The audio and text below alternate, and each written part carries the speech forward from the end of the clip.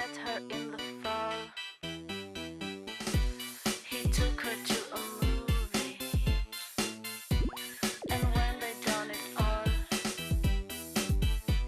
he took her. Hello and welcome to the Fabulous Picture Show. I'm Amanda Palmer. This week we're joined by the lovely Arta Dobroshi, the star of the award-winning new film Lorna's Silence. But so did I. As Lorna, Arta had to suffer for her art. I never got a slap. I mean, even my parents didn't hit me, so I was like, the first one, and so hard. And why would you want to do something like that? Yeah, why not? Why not? We ask her co-directors, the acclaimed Dardenne brothers. Also on the show, You call me when you're thinking straight. I am thinking straight. It's not working. I'm out. that's right, Leonardo DiCaprio tells Russell Crowe to eat dirt. Are you chuffed by this? I don't even know what the word chuffed means. But first, Liverpool, England is a European capital of culture this year, but when they asked a homegrown legend to make a film about their city, well, they got much more than they bargained for.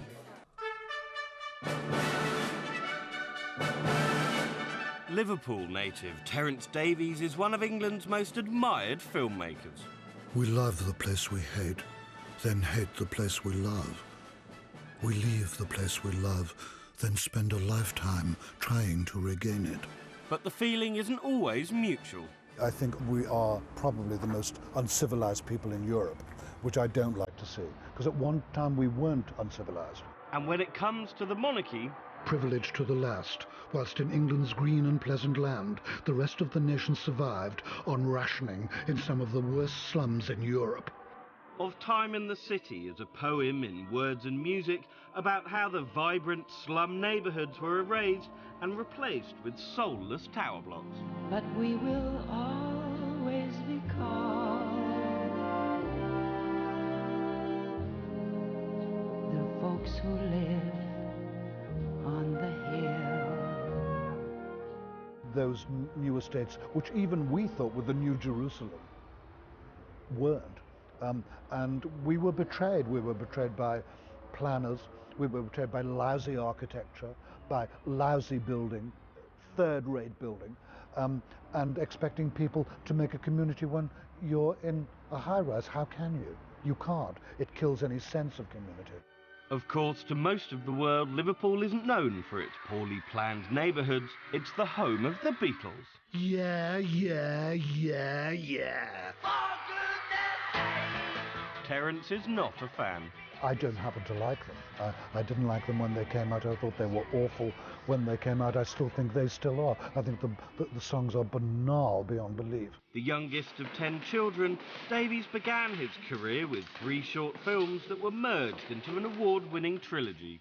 Still no interest in girls, Robert?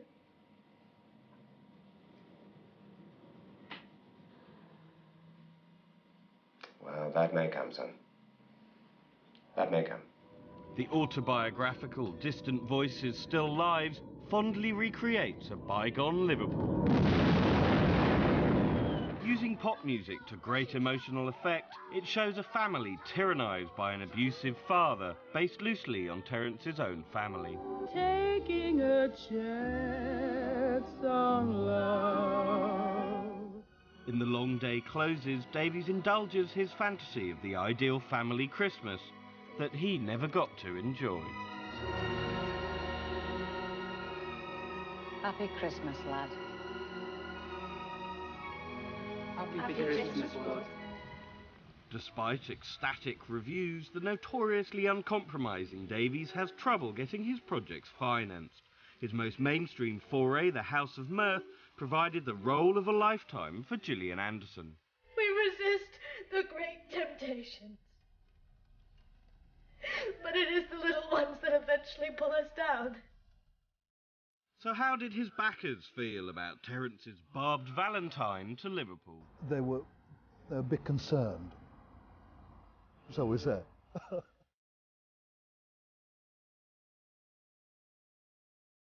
I did warn them, I promise. I said, it's not going to be linear, it's going to be cyclical, it's going to be about memory and time. So if you want something very conventional, don't give me the money, because I can't do that. I've got no talent for it.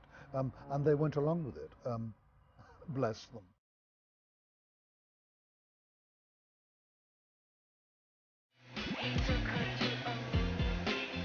As a movie star, he's up there with Tom Cruise. As an environmentalist, he's up there with Al Gore. But who wouldn't want to be up there with Leonardo DiCaprio?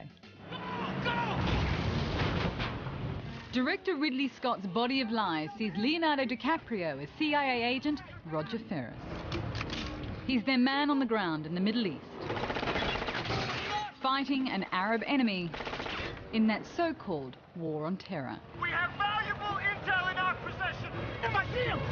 But this agent knows what his boss, played by Russell Crowe, doesn't. You didn't send a team, did you? That this war won't end Well, not since we've been talking, Ferris.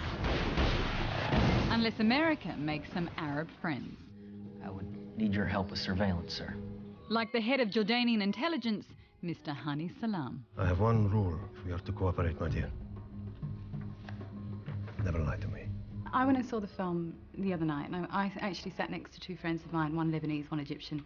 They came out and high-fived each other and said, "This is great. We're not even slightly offended." And interesting enough, I just spoke to a British guy, and he said, "Wasn't that incredibly racist?" Obviously, if people from different backgrounds are already debating this is going to be a real debate. Well, obviously people are going to have their own opinions, but I think that what we tried to do, and Ridley Scott was very conscious of this, and everyone involved in the film was trying to just say, look, this is a very complex war. This is about the United States, and it's occupying the Middle East, and what's going on there in our foreign relationships, and it deals with a lot of very hot topics. If he makes that jihadist suspicious, they will shut down that safe house and leave. He's gonna get that guy killed. He's gonna blow this whole operation. We just tried to give an accurate, realistic depiction of what we knew as far as the CIA and the technologies that are going on there. Continue tracking. And the problems that are arising. And we tried to not infuse our own political beliefs into the problem. And I think in a lot of respects, we vilify the United States. Well, certainly in the shape of Crow, he's an interesting character. How the hell do you expect me to run an operation when you're running a side operation? I'm just trying to back you up, buddy. It's a dangerous, dangerous world out there, you know? For me, the most interesting part of the film was you two, the disconnect between two who are supposed to be on the one side. I have made promises to Hani Salam. You understand that? Uh-huh. What's your point? We have to respect what he wants. He's trying to forge long-lasting relationships in the Middle East to actually come up with long-term solutions, and he's being undermined by his country, and he feels like he's got a sort of better philosophical answer for how to deal with these. This little war will go on with or without you.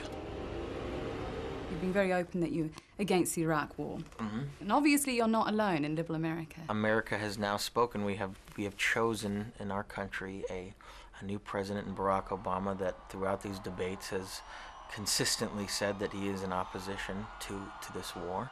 At this defining moment, change has come to America. Are you chuffed by this? I don't even know what the word chuffed means. Are you? It's an English word, and I'm not even English, so I shouldn't use it. Are you thrilled? Are you Thrilled. excited? I'm beyond thrilled. I'm beyond thrilled. It's good to see, huh? It is amazing to see. It's an amazing time in history, and a new generation has spoken, and there's a lot to look forward to in the future. It's good to be on the side of the good guys. Hopefully. You know, 10 years ago, I could have beat the crap out of you. Should have taken the shot when you had the chance, right? Maybe I should have. In part 2 of screening the award-winning Lorna's Silence, I have the leading lady here, Arta Dobroshi. Welcome. Welcome again. You're lovely. I see you on there, and you're still lovely there too. I'm still trying to work out what this film is. It's true, it's complicated, but it's about a girl who's in between 4 men, and so she doesn't love them all. Don't worry. They're not very good men either, are they? Yes, they are. She's still protecting them. Okay, we'll get to find out why she's protecting them in part 2. He met her in